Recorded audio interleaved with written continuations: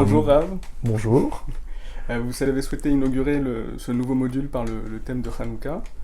Peut-être un petit mot là-dessus. Oui, donc nous allons aborder dans quelques jours la fête de Hanouka. C'est une fête très populaire sur laquelle Maïmonide dit dans les Halachot Hanouka que c'est une fête très chérie par le peuple d'Israël. Chaviva Admeo, très, très aimée. Et d'ailleurs, toute la communauté, des plus religieux aux ceux qui sont juifs mais qui ne sont pas forcément très pratiquants, allument les lumières de Hanouka. Et d'un autre côté, donc il y a un engouement, disons, populaire, très ancré, mais les enjeux de la fête de Hanouka ne sont pas toujours évidents. Et donc c'est ça que j'aimerais que nous travaillions ensemble, nous échangions là-dessus. C'est vrai que c'est un thème qu'on attend, une fête qu'on attend souvent, que ce soit les parents comme les enfants d'ailleurs. Et finalement, il y a énormément de points qui nous échappent, à commencer peut-être par le nom. Ça veut dire que différentes approches se jouent sur ce nom, donc comment est-ce que vous l'aborderiez, ce nom de Hanouka ? Alors, Hanouka, au sens simple, c'est qu'il y avait des persécutions à l'époque des Grecs, les Séleucides, donc c'était après l'empire d'Alexandre le Grand, l'empire s'est partagé en 3 royaumes, et le royaume de Syrie, qui était de culture grecque, peu après la mort d'Alexandre le Grand, a commencé à faire des persécutions terribles sur le peuple juif. Ces persécutions ont été liées à la pratique des commandements de la Torah.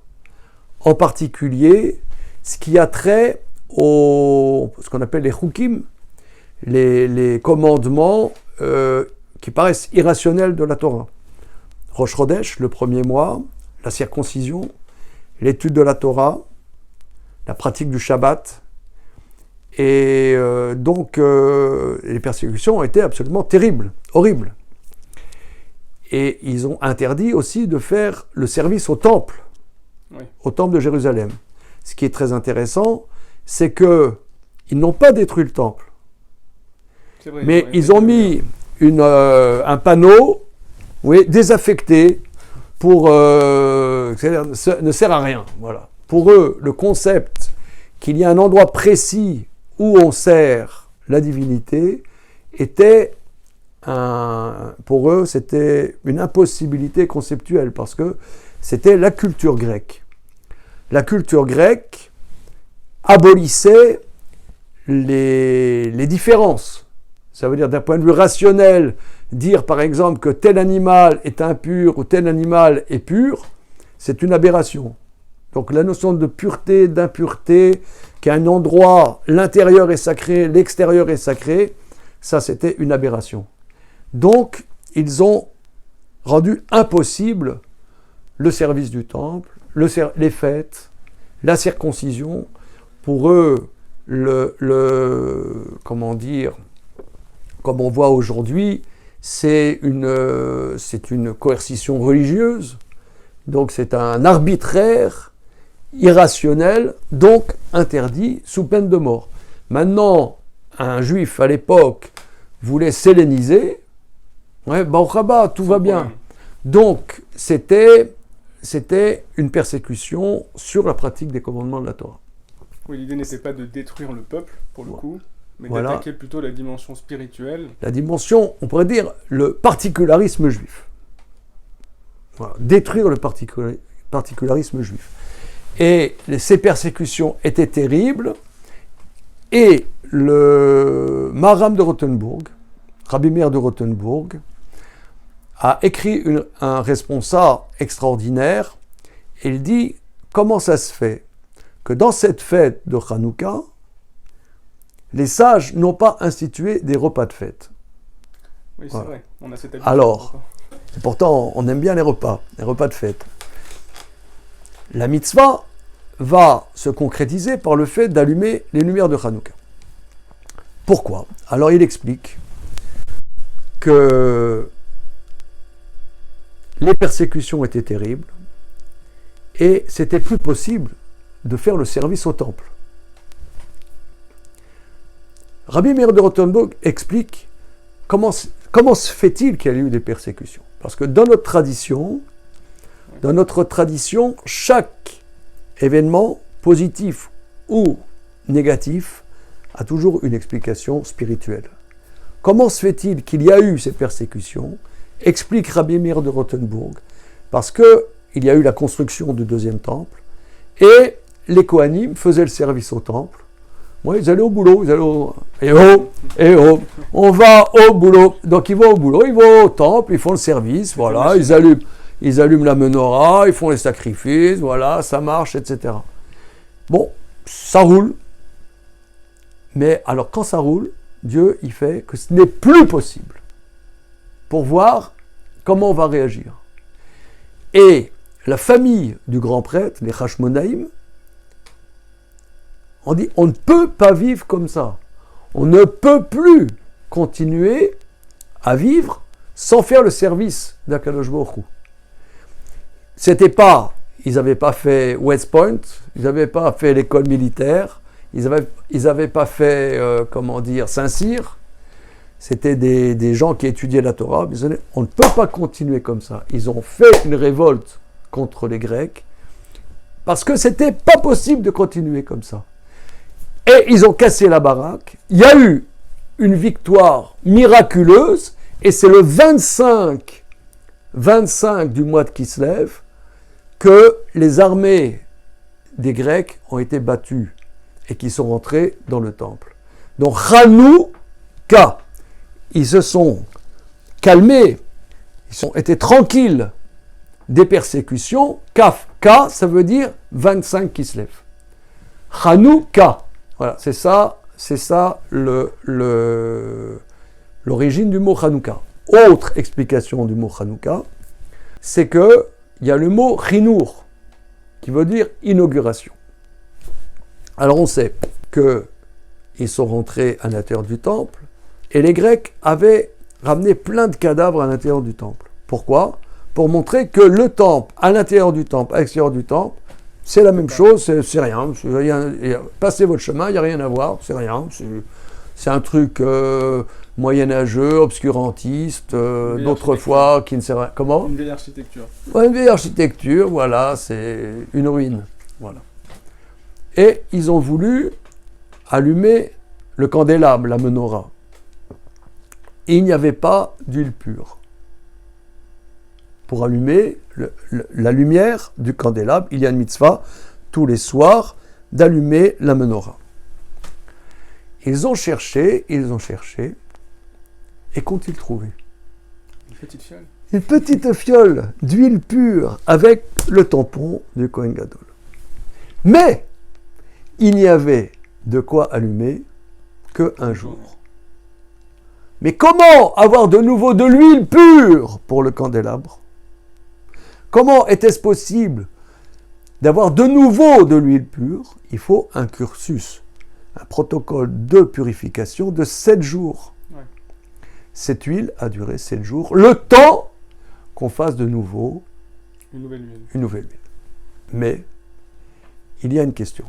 Donc c'est de là que c'est reparti, on pourrait dire. Mais les commentateurs talmudiques posent la question. Pourquoi? Parce que nul n'entre ici s'il n'est talmudiste. Parce que sans le Talmud, on n'a pas des outils pour analyser les choses. Le Talmud pose la question.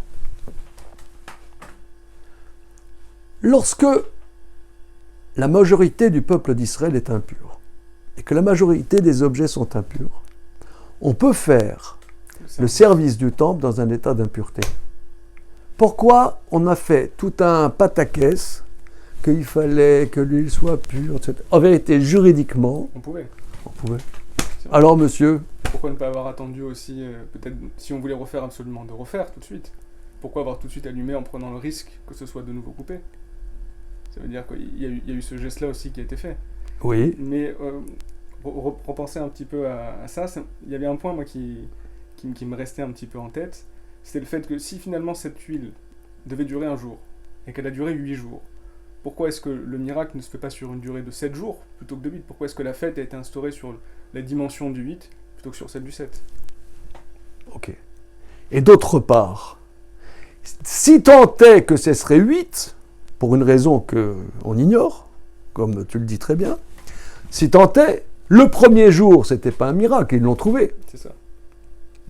Donc on pourrait dire 6 jours de miracle. Pas 8, pas 1, 6. Oui. Et à part ça, qu'est-ce qu'on a fait tout un grand spectacle sur le fait qu'ils ont trouvé une fiole d'huile pure. Mais même si cette fiole aurait été impure, ils auraient pu allumer la menorah. Oui, c'est vrai. La réponse classique, c'est qu'on appelle ça Hanouka, du langage de Chinour. Que lorsque on prend un départ, il faut que ce départ le faire optimum. Pas à niveau second degré. Il faut le faire au meilleur niveau. Et ça, c'est une éducation en vérité. Que le peuple d'Israël allait être terminé. Comme au fil des générations et des siècles et des millénaires, il y a eu des situations, on aurait pu penser que le peuple d'Israël s'était terminé. Il y a de l'assimilation, il y a des persécutions. Et ici, cette fête, si elle est chaviva, si elle est tellement chérie, c'est qu'elle nous fait un écho sur cette pérennité du peuple d'Israël.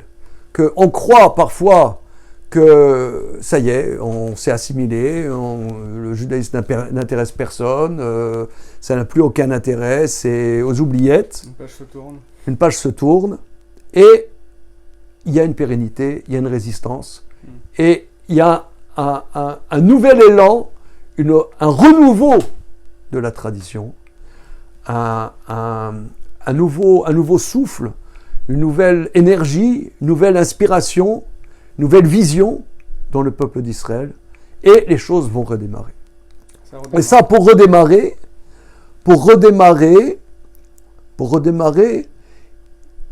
il y a quelque chose, on ne redémarre pas en maniant la chèvre et le chou. On redémarre sur un enthousiasme. Et cet enthousiasme, c'est que l'huile soit pure. Et c'est là-dessus que Rabbi Meir de Rothenburg explique que comme c'est venu sur un élan intérieur, c'est cet élan intérieur des Hashmonaïm, cette intériorité ne doit pas s'exprimer par une extériorité qui s'appelle les repas. Quand il y a des fêtes où cette extériorité est nécessaire, mais là, on pourrait dire que la fête de Hanouka, c'est retrouver cet élan intérieur en nous. Donc ne pas trop disperser par des choses extérieures, par une mise en scène extérieure, mais retrouver cette intériorité. Et justement, une intériorité, on dit que les lumières de Hanouka ne sont pas là pour en profiter. Parce que c'est l'éclair, on pourrait dire, de la Neshama, de quelque chose en nous qui n'est pas que de l'ordre de ce monde-ci. Et là, c'est la bagarre avec les Grecs. C'est là qu'on arrive à l'idée de lumière. Voilà. C'est vrai que le contraste là, il est assez frappant, par exemple, avec une fête comme Purim, parce qu'on a tendance à peut-être les lier du fait que la bracha va être intégrée, disons, pour les deux, en tout cas la première partie de la bracha. Et alors qu'on voit bien que pour Purim, le point de départ de ce qui s'est passé, ça a été justement un festin. Et ça veut dire qu'il y avait la volonté d'Aman d'avoir une destruction purement, totale. Ça veut dire que c'était pas sur la spiritualité, c'était vraiment la destruction physique du peuple. Et donc on a instauré aussi cette dimension du Mishté, cette dimension d'un repas qui va permettre aussi de faire participer le corps, alors que dans Hanouka, il y a cette dimension du spirituel avant tout. Mais pour revenir sur le terme de Chinour, on a aussi donc cette idée d'éducation qui ressort. Ça veut dire que même dans le nom de Hanouka, quand on voit le terme de Chinour, il y a cette idée de Chinour He qu'on va retrouver dans le mot, et qui nous fait penser justement dans ces moments où on va être pris dans l'obscurité, où on disait qu'une page est sur le point de se tourner, s'il y a une résistance farouche et qui va finir par finalement recréer un élan, ça passe justement par l'éducation. Ça veut dire que ici, le point de départ, il y a eu Yochanan, et puis il y a eu Matityahu. Et finalement, dans la bracha, on ne parle pas de Yehuda. On ne le sépare pas du groupe. Il est intégré. Pourtant, on aurait tendance à croire que Hanouka avant tout à propos d'une victoire militaire, d'un stratagème ou d'une aide divine d'une minorité, comme on dit, du faible. Hachem a aidé le faible par rapport aux nombreux, ou par rapport aux forts. Et finalement, non, celui qu'on met en avant, c'est Matityahu HaKohen. C'est cet homme qui a été le point de départ, qui certes a sorti son épée, mais qui l'a fait, comme vous l'avez dit, dans un mouvement de révolte, et qui a transmis ses principes, qui a transmis ce respect et cette continuité, d'allumer les lumières de la Torah et des mitzvot à ses enfants, à ses 5 fils, et tout est parti de là. Ça veut dire que finalement, peut-être qu'il existe quelque chose de structurel qui fait que cette page ne peut pas se tourner, mais cet élan, il doit notamment passer par l'éducation. Oui. Alors tu vois, là, ça m'évoque un point, et on peut peut-être conclure cette première page sur Hanouka. Il y a un grand maître actuel qui s'appelle Rav Gershon Edelstein. J'ai hâte de le découvrir. Oui. Bon, c'est un des grands maîtres actuels, que Hachem lui allonge ses jours jusqu'à 120 ans, mais il n'en est pas loin. Hein, il a quand même, je pense qu'il a plus que 90 ans, Rav Gershon Edelstein, le grand Rav de l'Yeshiva de Ponyovitch. Et j'ai découvert dans un livre que lui et son frère Yaakov ont publié des écrits de leur père, qui était, je ne me souviens plus du prénom de leur père, qui était un Rav en Russie communiste. D'accord. Et ses 2 fils, Yaakov et Gershon, Yerachmiel Edelstein, quand ils étaient enfants, de manière clandestine, là-bas, lui, il était Rav d'une bourgade en Russie communiste. Il ne les envoyait pas, au péril de leur vie, à l'école communiste. Et il leur enseignait la Gemara dans leur appartement. Et ils ont eu, je ne sais pas comment, après la possibilité de partir de Russie. Ils sont partis de Russie, ils sont allés en Israël. Et leur père ne les a pas envoyés, ni Yaakov, ni Gershon, dans des yeshivot, parce qu'ils pensaient que les yeshivot, c'était un enseignement laissé aller et pas assez fort. Et il a demandé au Chazon Ish est-ce qu'il se trompait ou non. Le Chazon Ish les a encouragés à continuer à étudier hors structure scolaire de yeshiva. Et j'ai vu une dracha du papa, une dracha qu'il avait faite là-bas dans son shtetl, sous la Russie communiste, que lorsque Avraham Avinu a pris le couteau pour égorger son fils Yitzhak, il a prié Dieu pour ne pas trembler au moment où il allait égorger son fils, pour que le sacrifice ne soit pas passoul. Si déjà il égorge son fils, que ce ne soit pas passoul. Et le père de Rav Gershon Edelstein a enseigné, une fois il enseignait à Yom Kippour, là-bas dans son village, dans sa bourgade, il a enseigné que lorsqu'il y a des épreuves, il ne faut pas se révolter contre les épreuves. Il faut les assumer et essayer de voir qu'est-ce qu'on a à faire dans ces épreuves, et s'engager sans trembler. Et ne pas se révolter, parce que si on se révolte, si on fait trembler le couteau et on loupe ce qu'on avait à faire dans l'épreuve. Ça, c'est l'éducation, tu parles d'éducation, qu'un de nos grands maîtres actuels, il a eu à la maison, et c'est comme ça qu'il est devenu un des plus grands maîtres de Talmud de notre génération. Ça fait un bel exemple. C'est pas mal, hein? Alors voilà, donc c'est qu'on s'éveille à l'intérieur, et je conclurai, parce que nous savons qu'il y a un débat entre l'école de Hillel et l'école de Shammai, comment allumer les lumières de Hanouka. Beth Hillel disent qu'il faut allumer 1, 2, 3, 4, 5, 6, 7, 8. C'est-à-dire le premier jour 1, deuxième jour 2, etc. jusqu'à 8. L'école de Shammai, 8, 7, 6, 5, etc. jusqu'à 1. Alors, nous, on fait comme l'école d'Hillel, n'est-ce pas? Et on ressent, c'est-à-dire la fête prend de l'ampleur. Le premier jour, là, on vit notre vie, tout d'un coup on dit « Ah !» Mais petit à petit, on va rentrer dans la fête de Hanouka, elle va prendre de l'ampleur. Le premier jour, deuxième jour, on rentre, on va à une soirée chez des amis de Hanouka, on va à un allumage de Hanouka, on va manger des beignets, on fait la prière, on fait le Hallel. Petit à petit, on rentre, donc à la fin, c'est 8 jours de Hanouka. Mais alors, pourquoi l'école de Shabbat dit 8, 7, 6, etc.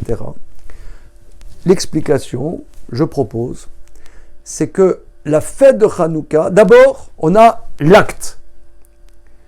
Et le but de la fête, c'est de retrouver cette petite flamèche. C'est ça le 8e jour. Retrouver cette flamèche de la Neshama, de l'éveil intérieur. Ça, c'est l'aboutissement de la fête de Hanouka. Ça veut dire qu'on va plutôt choisir l'idée de la gradation. Alors, en général, c'est pas la halakha, ça veut dire que la Gemara, au niveau de la Gemara, tu peux faire comme l'école de Shammai, comme l'école de Hillel. Le Shulchan Aruch, Rambam, Shulchan Aruch, disent de faire comme l'école de Hillel. Mais disons, dans la théorie, quelqu'un voudrait faire comme l'école de Shammai, pourquoi pas. Mais j'aimerais expliquer qu'ici on voit une explication globale sur les deux écoles très différentes. Shammai, c'est très exigeant. Ouais. Parce que qui me dit que finalement, à la fin, on arrivera à trouver cette flamèche ? Alors, soyons plus modestes. Commençons par Hillel, qui va de manière graduelle, qui est plus à notre niveau.